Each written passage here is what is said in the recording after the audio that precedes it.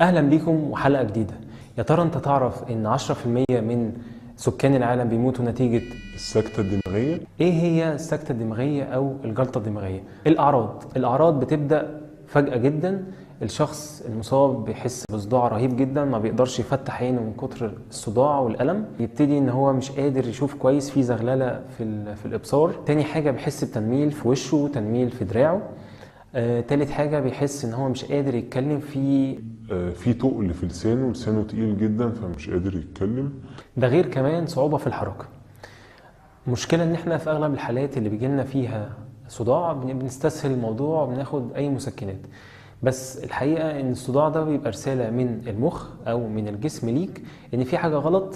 فلما تحس ان في صداع رهيب جدا ومش قادر تستحمله، لازم تطلب الرعاية الصحية المطلوبة بحيث يقدروا يلحقوا المشكلة دي ويقدروا يعرفوها. بتكون نتيجة حاجة من اتنين: يا اما ان يبقى في جلطة بتسد الشريان فبتمنع ان الدم يوصل للمنطقة اللي المفروض يوصل لها، فبما ان مفيش دم بيوصل فمفيش اكسجين ومفيش المواد الغذائيه اللي المنطقه دي محتاجاها، فبمرور الوقت المنطقه دي للاسف بتموت. او نتيجه ان بيحصل نزيف في المخ، الشريان نفسه بينفجر، وده بيكون عاده نتيجه لحاجه من اتنين: يا اما ان في عيب خلقي في الشريان نفسه فما استحملش وانفجر، او نتيجة ارتفاع ضغط الدم وإن الشخص ما تحكمش فيه، فارتفاع ضغط الدم ابتدى يأثر على الشريان نفسه، فبمرور الوقت ابتدى الشريان ما يستحملش الضغط العالي ده فانفجر.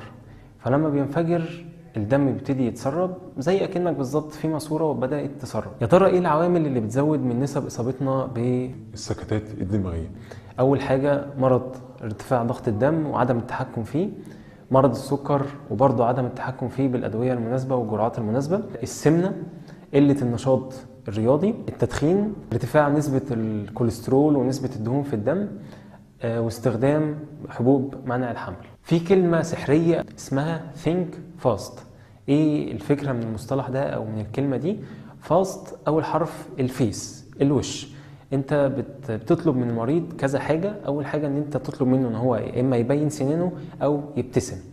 فلو في اعوجاج في الفك نفسه هتبتدي تشك ان في مشكله. تاني حرف الاي ارم اللي هو الدراع، هتطلب من المريض ان هو يرفع دراعه الاثنين.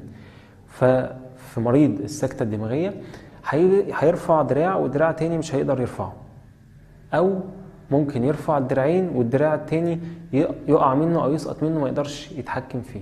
الاس اللي هو السبيتش، بتطلب من المريض ان هو يقول حاجه بسيطه: انا اسمي كذا او انا موجود في المكان الفلاني، فهتلاقي المريض بيتأتئ، لسانه تقيل مش قادر يقول الكلام.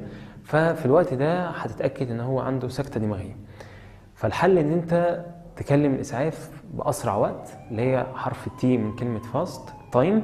اهم حاجه عامل الوقت، لان عامل الوقت ده هو اللي هنقدر نلحق بيه الجزء اللي مش واصل له كميه الدم او الاكسجين اللي المفروض يوصل له، فهتقدر تنقذ المريض. في الوقت اللي انت مستني فيه الاسعاف او الرعايه الصحيه او الرعايه الطبيه، اوعى تدي المريض اي دواء. ده اول حاجه. تاني حاجه، حاول تفضل مع المريض لغايه ما الاسعاف تيجي علشان لو حصل اي حاجه لا قدر الله. طيب احنا ليه مهتمين قوي بعامل الوقت؟ لان في حاله حدوث جلطه دماغيه في حقنه اسمها تي بي اي، تيشو بلازمينوجين اكتيفيتور. الحقنه دي بتعمل ان هي تفتت الجلطه، بس الشغل بتاعها او بتقدر تشتغل على الجلطه في خلال 6 ساعات، لان الجلطه بعد 6 ساعات بتبقى قويه جدا وبتبقى ستيبل، فعمر ما الحقنه دي هتقدر تاثر فيها خالص.